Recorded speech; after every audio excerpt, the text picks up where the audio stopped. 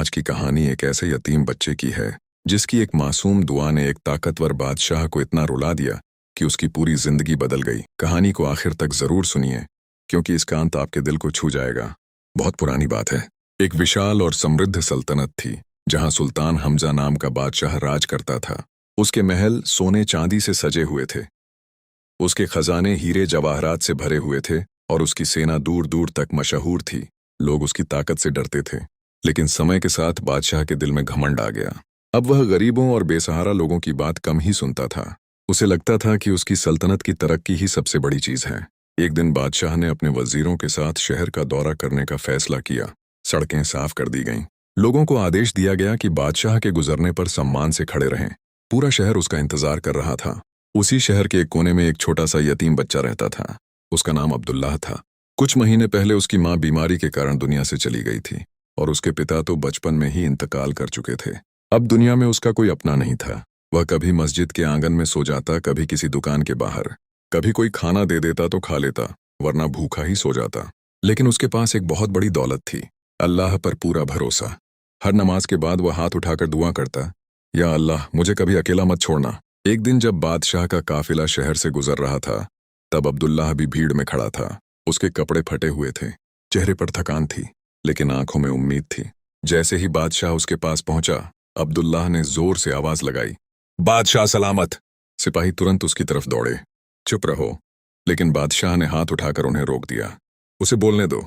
अब्दुल्लाह धीरे धीरे आगे बढ़ा और बोला, बादशाह सलामत, क्या आप मेरी एक बात सुनेंगे? बादशाह ने कहा, हाँ बोलो बेटा। अब्दुल्लाह ने सिर झुकाकर कहा, मैं यतीम हूं, मेरे पास कोई नहीं है। मैं आपसे सिर्फ इतना चाहता हूं कि आप मेरी माँ के लिए दुआ कर दीजिए। पूरा मैदान एकदम शांत हो गया। बादशाह हैरान रह गया। उसे लगा था कि बच्चा पैसे मांगेगा या खाना मांगेगा या कपड़े मांगेगा, लेकिन उसने सिर्फ अपनी माँ के लिए दुआ मांगी। बादशाह ने उसके सिर पर हाथ रखा और आगे बढ़ गया, लेकिन उस बच्चे की बात उसके दिल में उतर गई। उस रात बादशाह अपने आलीशान महल में था। चारों तरफ आराम और ऐशो आराम था, लेकिन उसे नींद नहीं आ रही थी। बार बार वही बच्चा उसकी आंखों के सामने आ रहा था और उसके कानों में वही आवाज गूंज रही थी, मेरी माँ के लिए दुआ कर दीजिए। पहली बार बादशाह ने खुद से सवाल किया, क्या मैं सच में अच्छा शासक हूँ? क्या मेरी सल्तनत में कोई बच्चा भूखा सोता है? क्या कोई यतीम मदद का इंतजार कर रहा है? इन सवालों ने उसके दिल को बेचैन कर दिया। अगली रात बादशाह ने साधारण कपड़े पहने और अकेले शहर का हाल देखने निकल पड़ा। वह गलियों में घूमता रहा। कहीं एक बूढ़ी औरत भूखी थी, कहीं एक बीमार आदमी दवा के लिए परेशान था। और तभी उसकी नजर अब्दुल्लाह पर पड़ी। अब्दुल्लाह मस्जिद के आंगन में बैठा था। उसके सामने सिर्फ एक सूखी रोटी थी। तभी एक दूसरा भूखा बच्चा उसके पास आया और बोला, भाई मुझे बहुत भूख लगी है। अब्दुल्लाह ने बिना सोचे अपनी आधी रोटी उसे दे दी। खुद आधी रोटी खाकर पानी पी लिया और मुस्कुराने लगा। दूर खड़ा बादशाह यह सब देख रहा था। उसकी आंखें भर आईं। उसने सोचा, यह बच्चा खुद भूखा है फिर भी दूसरे को खिला रहा है।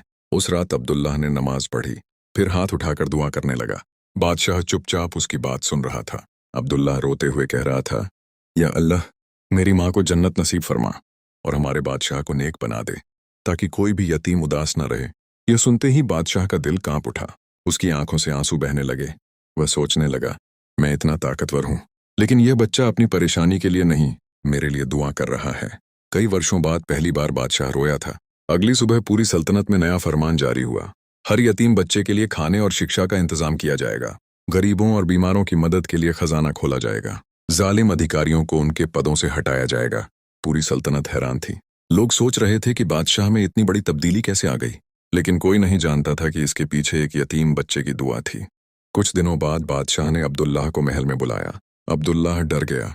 उसे लगा शायद उससे कोई गलती हो गई है, लेकिन बादशाह ने उसे अपने पास बैठाया और कहा, बेटा तुमने मुझे वह सबक सिखाया है जो बड़े बड़े वजीर और आलिम भी नहीं सिखा सके।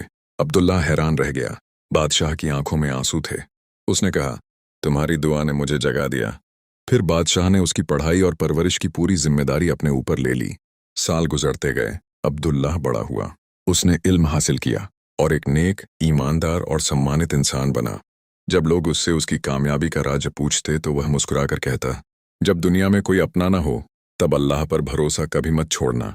सीख, मॉरल, किसी यतीम का दिल कभी मत दुखाइए और किसी की सच्ची दुआ को छोटा मत समझिए। कभी कभी एक मासूम दुआ वह काम कर देती है जो बड़ी ताकत और बड़ी दौलत भी नहीं कर पाती। अल्लाह हम सबको नेक बनने और यतीमों का सहारा बनने की तौफीक अता फरमाए। आमीन। अगर वीडियो अच्छी लगी हो तो सटके की नीयत से लाइक, सब्सक्राइब एंड शेयर करना ना भूलें।